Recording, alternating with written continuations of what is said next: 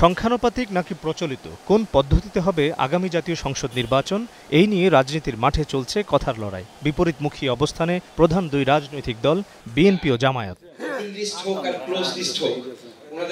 বৃহস্পতিবার supreme court মিলনায়তনে এক অনুষ্ঠানে বিএনপির স্থায়ী কমিটির সদস্য সালাউদ্দিন আহমেদ অভিযোগ করেন, পিআরের দাবিতে দেশ অস্থিতিশীল করার ষড়যন্ত্র করছে জামায়াত ইসলামী সহ কয়েকটি দল। তার মতে, পিআর পদ্ধতিতে ব্যক্তি ও দলীয় স্বৈরতন্ত্র প্রতিষ্ঠিত হবে, আর এতে ফায়দা নেবে পাশের দেশ। পিআরের মধ্য দিয়ে মার্কাকে যদি ভোট দেওয়া হলো, সেই দল কাকে এমপি নির্বাচিত করবে জনগণ জানবে না, জানবে সেই দলের সুপ্রিম লিডার, প্রেসিডেন্ট, সেক্রেটারি অথবা মজলিসে শুরা। এখানে দলীয় স্বৈরতন্ত্র প্রতিষ্ঠিত হবে এবং ব্যক্তি স্বৈরতন্ত্র আবার প্রতিষ্ঠিত হবে। তো বাংলাদেশে এটা কারা চালু করতে চাচ্ছে, তাদের পিছনের উদ্দেশ্য কি? একটা উদ্দেশ্য তো অবশ্যই আছে, যাতে কিছু সিট বেশি পায়, কিন্তু আরেকটা উদ্দেশ্য আছে, বাংলাদেশে সবসময় যেন অস্থিতিশীল পরিস্থিতি থাকে।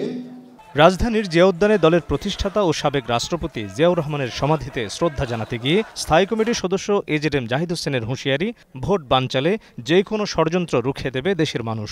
আগামী মধ্য ফেব্রুয়ারির যে নির্বাচন, এই নির্বাচনকে সামনে রেখে দেশীয় বিদেশি যত ষড়যন্ত্র আছে এটাকে পিছিয়ে দেওয়ার, প্রলম্বিত করার, সেটিকে মোকাবেলা করার জন্য দল যেমন প্রস্তুত, 18 মাস পূর্ব থেকেই নির্বাচনী যে সমস্ত কার্যক্রম করা প্রয়োজন সেটি শুরু করেছে।